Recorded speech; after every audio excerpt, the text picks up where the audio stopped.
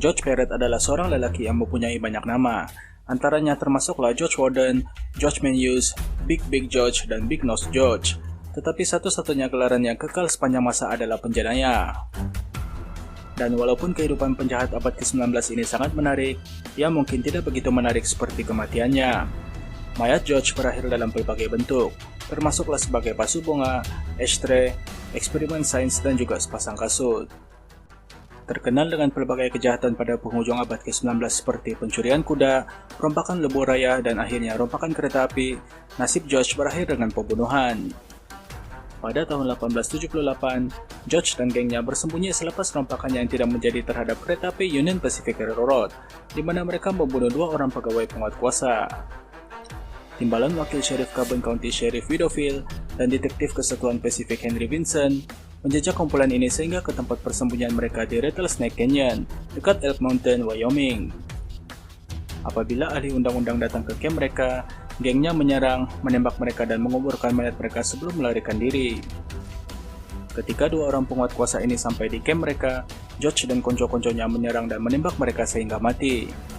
Mayat kedua-dua pegawai tersebut kemudiannya ditanam sebelum melarikan diri. George hidup sebagai penjenayah yang bebas untuk bertahun-tahun selepas kejadian itu, sehinggalah dia berbangga-bangga dengan pembunuhan tersebut yang membuatkannya dihukum penjara.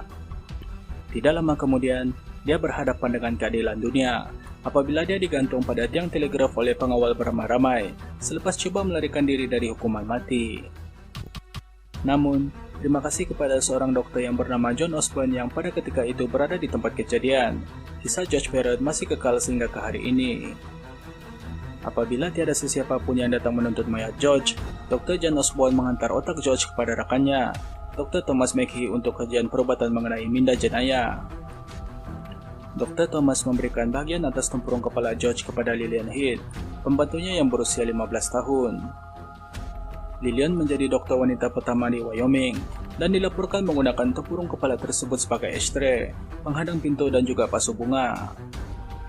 Dari situ, cindera hati Osborne menjadi semakin menakutkan. Di samping menghasilkan topeng mayat menggunakan muka George, Dr. John mengarahkan agar kulit mayat tersebut supaya dihasilkan sepasang kasut, manakala baki mayat tersebut disimpan di dalam tong whisky yang dipenuhi dengan larutan garam. Saya mengarahkan pembuat kasut untuk mengekalkan putingnya pada kulit, untuk membuktikannya adalah kulit manusia. Namun dia tidak mengikut arahan saya, kata Dr. John Osborne. Walaupun kekurangan aksesori, Dr. John sangat kagum dan menggembari kasut tersebut, sehinggalah pada tahun 1863, ketika pertabalannya sebagai gubernur Wyoming, beliau memakai kasut kulit manusia.